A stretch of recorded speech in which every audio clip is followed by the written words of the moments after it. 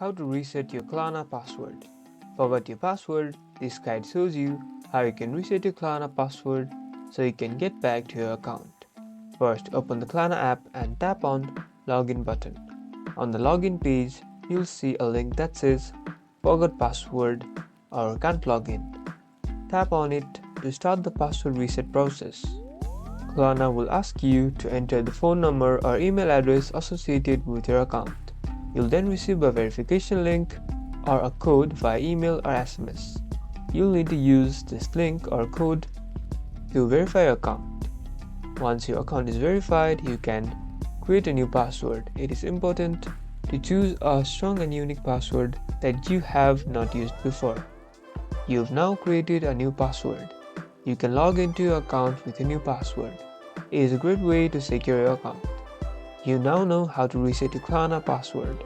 Get ready to get back to your account. Like and subscribe for more finance tips.